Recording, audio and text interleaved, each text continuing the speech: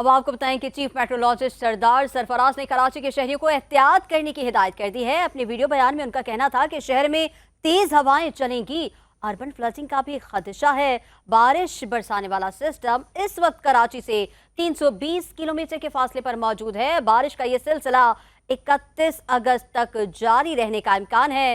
कराची में आंधी दोबारा चल सकती है। शहर कायद में 100 से 200 मिलीमीटर तक बारिश हो सकती है।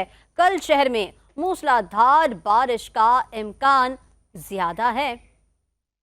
परसों से एक तरह से ये डिप्रेशन, पहले लो प्रेशर था, फिर उसकी अगली स्टेज होती है डिप्रेशन, फिर डिप्रेशन से अगली स्टेज जो ऊपर वाली स्टेज जो डीप डिप्रेशन होती है, यानी हवा का शदीद कम दबाव है इस वक्त जो सेंट्रल इंडिया से मूव करता हुआ राजस्थान और इस वक्त जो इंडिया का गुजरात का इलाका है, यानी हमारे थरपारकर एरिया के करीब रन ऑफ कच्छ, गुजरात जो एडजॉइनिंग इलाके हैं, तो थरपारकर के बिल्कुल करीब है एक तरह से, और कराची से उसका डिस्टेंस कोई 320 किलोमीटर बनता है। तो इसकी मूवमेंट वही उस जगह से, यानी सेंट्रल इंडिया से होता हुआ वेस्ट साउथ वेस्ट ही जा रहा है, मगरब और जनूब मगरब की जानिब।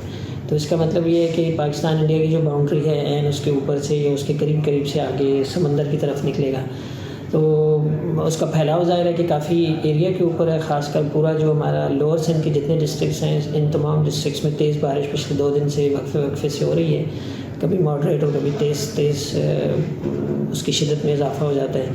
तो अगले 3 दिन भी ये नहीं 28, 29, 30 और हो सकता है कुछ एरियाज़ में 31 तक चले ये सिलसिला। तो हम कह सकते हैं कि आज से लेके 31 अगस्त तक वक्फे से कभी दरमियानी शिद्दत की और कभी तेज़ और कभी खासी मूसलाधार बारिश मुतवक्की है। बिलखुसूस कराची में ठट्ठा, सुजावल, बदीन, ऊपर टंडो मोहम्मद खान और इस तरह से हैदराबाद तक